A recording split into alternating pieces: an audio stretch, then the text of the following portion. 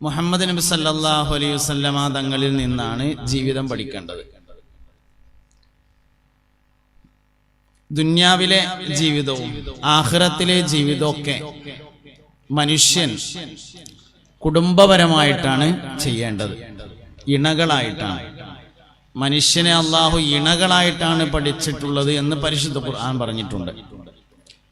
സ്വർഗത്തിലും മനുഷ്യൻ ഇണയായിട്ടാണ് ജീവിക്കുക എന്നത് സൂറത്തു യാസീനിൽ ഉണ്ട്.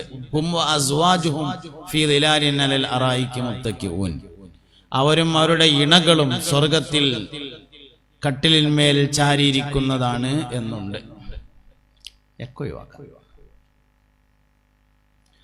അപ്പൊ അങ്ങനെ നബി സല്ലല്ലാഹു അലൈഹി വസല്ലമയിൽ നിന്ന് കുടുംബജീവിതം പഠിക്കണം. പുണ്യ നബി സല്ലല്ലാഹു അലൈഹി വസല്ലമ തങ്ങൾ 11 കല്യാണം കഴിച്ചിട്ടുണ്ട്.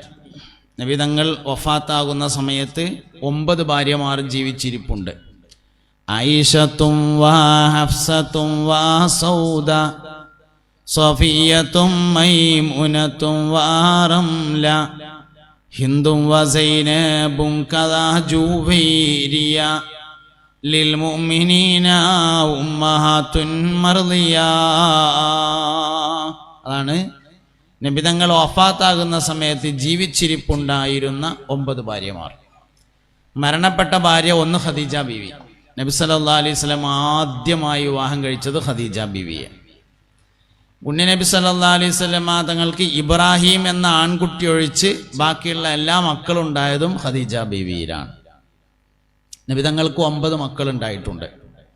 അതിലൊന്ന് ഇബ്രാഹിം എന്ന പേരായ ഒരു ആൺകുട്ടിയാണ്. വേറെ അബ്ദുള്ള എന്ന് പറഞ്ഞ ഒരു ആൺകുട്ടി ഉണ്ട്, അത് ഖദീജ ബീവിക്ക് ഉണ്ടായതാണ്. നേരത്തെ തന്നെ വഫാത്തായിട്ടുണ്ടായിരുന്നു. നബി സല്ലല്ലാഹു അലൈഹി വസല്ലം തങ്ങൾ വഫാത്താകുന്ന സമയത്ത് ഒരു കുട്ടി മാത്രമാണ് ജീവിച്ചിരിപ്പുള്ളത്, ഫാത്തിമ ബീവി റളിയല്ലാഹു അൻഹ. ബാക്കിയുള്ളവരൊക്കെ നേരത്തെ മരണപ്പെട്ടിട്ടുണ്ട്. പുണ്യ നബി സല്ലല്ലാഹു അലൈഹി വസല്ലമയുടെ 2 മക്കളെ ഉസ്മാൻ റളിയല്ലാഹു അൻഹു കല്യാണം കഴിച്ചിട്ടുണ്ട്. ആദ്യം ഒരാളെ കെട്ടി, ആ വഫാത്തായതിൻ്റെ ശേഷം 2ാമത്തെ മോളെയും കെട്ടി. ഇനി എനിക്കൊരു മോളും കൂടി ഉണ്ടെങ്കിൽ അതും കൂടി ഞാൻ ഉസ്മാൻ തന്നെയാണ് കെട്ടിച്ചു കൊടുക്കുന്ന 2ാമത്തെ മോള് മരിച്ചപ്പോൾ നബി പറഞ്ഞിട്ടുണ്ട് സല്ലല്ലാഹു അലൈഹി വസല്ലം. അവിടുന്ന് തുടങ്ങാം നമുക്ക് വിഷയം. നബി തങ്ങളുടെ സല്ലല്ലാഹു അലൈഹി വസല്ലമ തങ്ങളുടെ മകളായ 2 മക്കളെ, അബൂലഹബിന്റെ 2 മക്കൾ ഉത്ബത്തും ഉതൈബത്തും അവരാണ് കല്യാണം കഴിച്ചിരുന്നത്.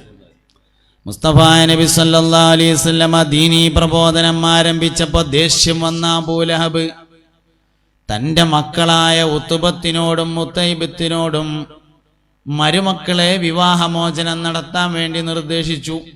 അങ്ങനെ നബി തങ്ങളുടെ സല്ലല്ലാഹു അലൈഹി വസല്ലമയുടെ വീട്ടിലേക്ക് ഒരേ ദിവസം 2 മക്കൾ വിവാഹമോചിതരായി കടന്നു വന്നു. റുഖിയ്യ, ഉമ്മു കുൽസൂം എന്നാണ് അവരുടെ പേര്. അതിൽ റുഖിയ്യ ബീവിയ ആദ്യം ഉസ്മാൻ റളിയല്ലാഹു അൻഹു കല്യാണം കഴിച്ചു. ബദർ യുദ്ധത്തിന് വേണ്ടി എല്ലാവരും പോയ സമയത്ത് റുഖിയ്യ ബീവി രോഗിയായിരുന്നതിനാൽ ഉസ്മാൻ റളിയല്ലാഹു അൻഹു ബദറിലേക്ക് പോയിട്ടുണ്ടായിരുന്നില്ല.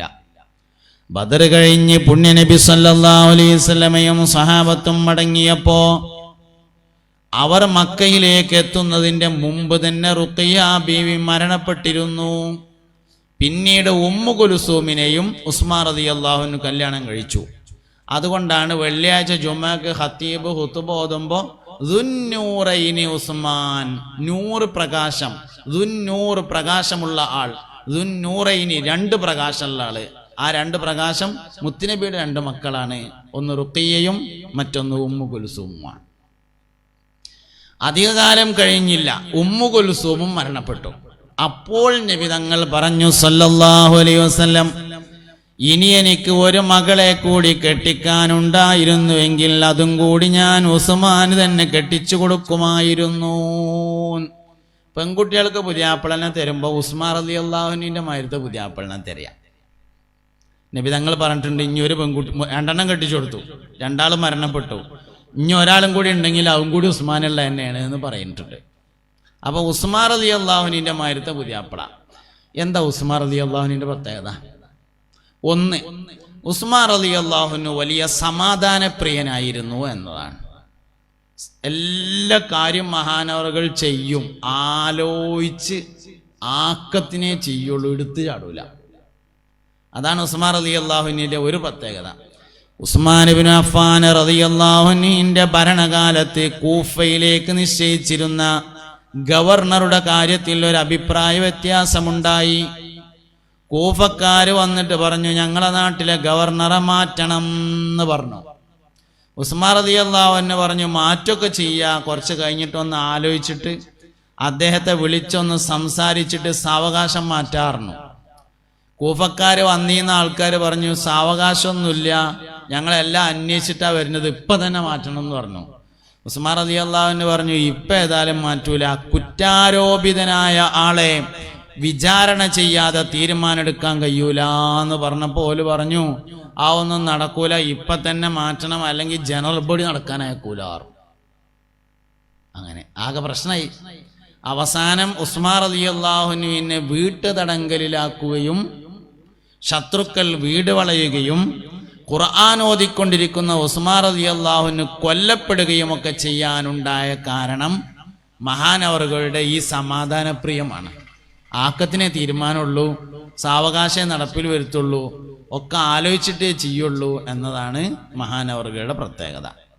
അങ്ങനെ ഈറ പിടിച്ചാത്ത മനുഷ്യന്മാരെ കൊണ്ട് കുട്ടികളെ കെട്ടിക്കുക. ചുരുക്കം പറഞ്ഞാൽ അതിന് ആദ്യം എന്താണ്, നമ്മളൊരു ഈറൊടിച്ചാത്ത മനുഷ്യന്മാരാവണമല്ലോ, അങ്ങനെയല്ല നേരാവുള്ളൂ. അപ്പോൾ പുതിയാപ്പിളാർക്ക് ഉണ്ടാകേണ്ട ഏറ്റവും പ്രധാനപ്പെട്ട ഒരു ഗുണമാണ് ഉസ്മാൻ റളിയല്ലാഹുവിൻ്റെ മാതിരിയാകുക. ഉസ്മാൻ റളിയല്ലാഹുവിൻ്റെ രണ്ട് പ്രത്യേകതയാണ് നമ്മൾ പറയണത്. ഒന്ന്, ഈറൊടിച്ചാത്ത ആളാണ്, ഇവർക്ക് ഈറയില്ല.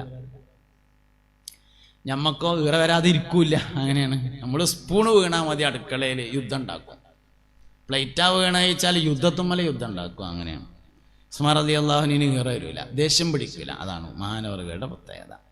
രണ്ടാമത് ഉസ്മാൻ റളിയല്ലാഹുവിന് ഒരു പ്രത്യേകതയുണ്ട്, ദാനശീലനാകുന്നു എന്നതാണ്.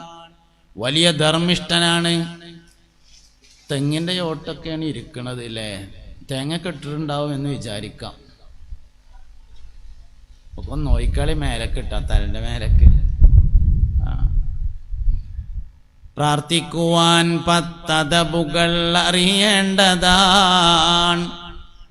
അല്ലാതിരുന്നാൽ ഉത്തരം മുട്ടുന്നതാൻ. 10 നിബന്ധനയുണ്ട് ദ്വാരക്കാനെന്നാണ്. വിഷയം മാറുന്നുണ്ട്. 10 നിബന്ധന ദ്വാരക്കാണ്ട്.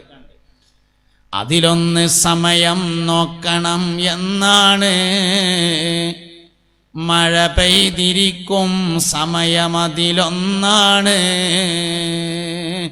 മഴ പെയ്യുന്ന സമയത്ത് ദുആക്ക് പ്രത്യേക ഇജാബത്തുണ്ട് എന്നാണ്. അപ്പോൾ മഴ പെയ്താൽ നമ്മളപ്പോൾ തുറക്കും. അപ്പം നമ്മൾ പറഞ്ഞുകൊണ്ടിരിക്കുന്നത് ഉസ്മാൻ റളിയല്ലാഹുവിൻ്റെ ഒരു പ്രത്യേകത, വയലതിൻ്റെ ഇടയിൽ കൂടെ ശ്രദ്ധിക്കും. ഉസ്മാൻ റളിയല്ലാഹുവിൻ്റെ ഒരു പ്രത്യേകത സമാധാനപ്രിയനാണ്, ദേഷ്യം പിടിക്കാത്ത ആളാണ്. ഉസ്മാൻ റളിയല്ലാഹുവിൻ്റെ രണ്ടാമത്തെ പ്രത്യേകത ദാനശീലനായിരുന്നു എന്നതാണ്. ഈ ദാനശീലം എന്ന് പറഞ്ഞാൽ എന്താ? ധർമ്മം കൊടുക്കാൻ പൈസ വേണം, ദാനശീലത്തിന് പൈസ വേണ്ട, മനസ്സുണ്ടായാൽ മതി. ധർമ്മം കൊടുക്കണമെങ്കിൽ പൈസ ഉള്ളവർക്കെല്ലാം നടക്കുള്ളൂ, അല്ലാത്തവർക്ക് നടക്കൂലല്ലോ. ദാനശീലം എന്ന് പറഞ്ഞാൽ പൈസ കൊടുക്കലല്ല, ദാനശീലം എന്ന് പറഞ്ഞാൽ മനസ്സാണ്. അപ്പോൾ പിന്നെ ഉസ്മാൻ റളിയല്ലാഹു മദീനത്ത് വന്നിട്ട് നബി സല്ലല്ലാഹു അലൈഹി വസല്ലമ തങ്ങള് ആദ്യമായിട്ട് ഒരു ചെറിയ പ്രശ്നം ഉണ്ടായത്, മദീനക്കാരൊക്കെ മുസ്ലിങ്ങളായ ആളുകളൊക്കെ വെള്ളം കോരിക്കൊണ്ടുപോയിരുന്നത് ഒരു ജൂതന്റെ കിണറിൽ നിന്നായിരുന്നു. അപ്പൊ ഇസ്ലാമിന്റെ പ്രബോധനം എങ്ങനെ ശക്തിപ്പെട്ടപ്പോൾ ജൂതൻ കിണറ്റിൽ നിന്ന് ആരും വെള്ളം കൊണ്ടുപോണ്ടായിരുന്നു. അപ്പൊ നബി തങ്ങൾ സല്ലല്ലാഹു അലൈഹി വസല്ലമ പള്ളിക്കെന്ന് പറഞ്ഞു. പള്ളിക്കെന്ന് പറഞ്ഞാൽ അന്ന് കൂടുന്ന സ്ഥലം, പള്ളി ഉണ്ടാക്കിയോ ഇല്ലയെന്ന് അറിയില്ല, എല്ലാവരും ഒരുമിച്ച് കൂടുന്ന സ്ഥലത്ത് വെച്ചിട്ട് പറഞ്ഞു, ആരത്തേലും പൈസ ഉണ്ടെങ്കിൽ നമുക്ക് ആ കിണറൊന്ന് വിലക്ക് വാങ്ങായിരുന്നു എന്ന് പറഞ്ഞു. അങ്ങനെ ഉസ്മാൻ റളിയല്ലാഹു അൻഹു കിണറിന്റെ ഉടമസ്ഥനെ കാണാൻ വേണ്ടി പോയി. നിങ്ങളെ കിണർ വിൽക്കണോ ചോദിച്ചു. ആ വിൽക്കണം എന്ന് പറഞ്ഞു. എന്താ തരേണ്ടതെന്ന് ചോദിച്ചു. നമ്മൾ സാധാരണ തൊള്ളെ കൊള്ളാത്ത വിലയാണ്ട് പറഞ്ഞു. പറഞ്ഞ വിലക്ക് എടുത്തെടുത്തുങ്ങാണ്ട് കിണർ വാങ്ങിയിട്ട് വഖഫാക്കി. ഇതറിഞ്ഞ ഉമർ റളിയല്ലാഹു അൻഹു ചോദിച്ചു, ആ വിവരം ഒന്ന് പറഞ്ഞിട്ടാണെങ്കിൽ നമുക്കൊന്ന് ചവിട്ടി പിടിച്ചിട്ടായിരുന്നില്ലേ എന്ന് ചോദിച്ചു. ഉമർ റളിയല്ലാഹു അൻഹു സ്ഥലക്കച്ചവടക്കാരനായിരുന്നു. ഉമർ റളിയല്ലാഹു അൻഹു സ്ഥലക്കച്ചവടക്കാരനാണ്. അപ്പൊ മൂപ്പര് പറഞ്ഞു, എന്ത് കച്ചവടാക്കാൻ പോവുക എന്നുള്ള വിവരം പറഞ്ഞിക്കുകയാണെങ്കിൽ നമുക്ക് ഒന്ന് ചവിട്ടി പിടിച്ചൊന്ന് നേരാക്കിയിട്ട്. അതിൽ ഉസ്മാൻ റളിയല്ലാഹു അൻഹു പറഞ്ഞു, അപ്പൊ ഞാൻ ആ വില കൊടുത്തത് മൂപ്പര് അത്രേ പറഞ്ഞിട്ടുള്ളൂ എന്നതിനാലാണ്. കുറച്ചുകൂടിയും കൂട്ടി പറഞ്ഞിക്കുകയാണെങ്കിൽ അപ്പ ആ പൈസയും കൊടുത്തിട്ട് വാങ്ങും എന്ന് പറഞ്ഞു ഉസ്മാൻ റളിയല്ലാഹു അൻഹു. കാരണം ഞാനിത് കച്ചവടാക്കിയത് ദുന്യാവിൽ ലാഭം ഉണ്ടാക്കാനല്ല, അത് ആഖിറത്തേക്കാണ്, അതിന് എത്ര വില കൊടുത്താലും നഷ്ടാവൂല എന്ന് പറഞ്ഞു.